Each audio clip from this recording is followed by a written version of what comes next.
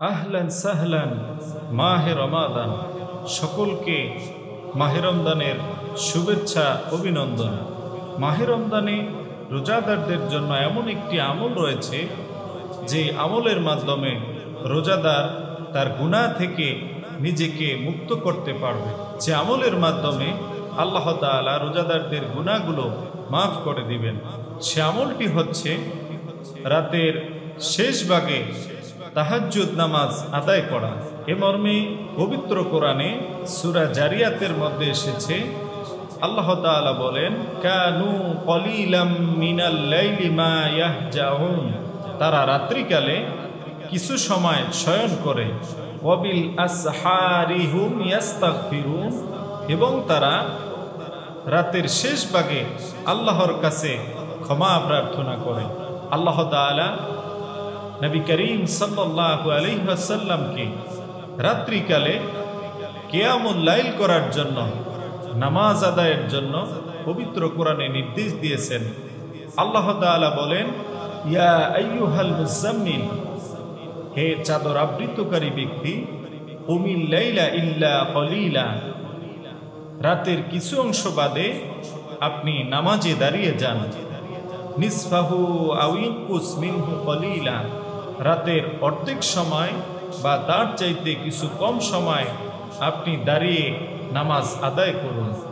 রাতের শেষ ভাগ, এই সময়টি আল্লাহ তাআলার কাছে অনেক মূল্যবান একটি সময়।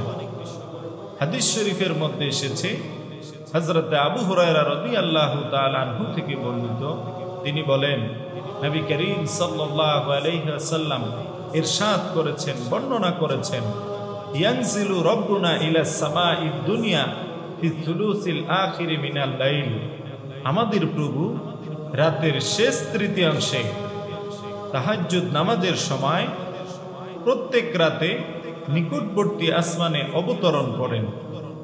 অবতরণ করার পরে আল্লাহ তাআলা দুনিয়াবাসীকে লক্ষ্য করে বলেন, হাল মিন ইয়াদউনি ফাআস্তাজিবু লাহু, কোনো আহ্বানকারী আছো কি? আমি আল্লাহকে ডাকো, আমি আল্লাহ এই সময় তোমার ডাকে সাড়া দেব। আল্লাহ তাআলা আরো বলেন, মাইয়াস আলুনি ফাউতিয়াহু, কোনো আবেদনকারী আছো কি? আমার কাছে আবেদন করো, আমি তোমাকে দান করব। আল্লাহ তাআলা আরো বলেন, মাইয়াস্তাগফিরুনি ফাআগফির লাহু, কোনো ক্ষমা প্রার্থনাকারী আছো কি?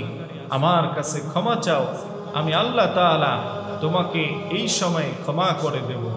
তাহাজ্জুদ নামাজের গুরুত্ব সম্পর্কে সুনানে নাসাইর হাদিস শরীফের মধ্যে এসেছে, সর্বাধিক হাদিস বর্ণনাকারী সাহাবী হযরত আবু হুরায়রা রাদিয়াল্লাহু তাআলা আনহু থেকে বর্ণিত, তিনি বলেন, নবী করিম সাল্লাল্লাহু আলাইহি ওয়াসাল্লাম ইরশাদ করেছেন, বর্ণনা করেছেন, আফদালুস সিয়াম বাদা শাহরি রমাদান শাহরুল্লাহিল মুহাররম, রমজান মাসে রোজার পরে সর্বোত্তম রোজা হচ্ছে মুহাররম মাসের রোজা। নবী করিম সাল্লাল্লাহু আলাইহি ওয়াসাল্লাম আরো বলেন, ওয়া আফদালুস সালাতি বাদাল ফরিদা সালাতুল লাইল, ফরজ নামাজের পরে সর্বোত্তম নামাজ হচ্ছে রাতের নামাজ, অর্থাৎ তাহাজ্জুদ নামাজ। রাতের শেষ প্রহরে আমরা তাহাজ্জুদ নামাজের মাধ্যমে আল্লাহর কাছে বেশি বেশি করে ক্ষমা প্রার্থনা করি। আল্লাহ তাআলা মাহে রমদানে আমাদের সকলকে ক্ষমা প্রার্থী হয়ে তার সাথে সাক্ষাৎ করার তৌফিক দান করুন। আমিন।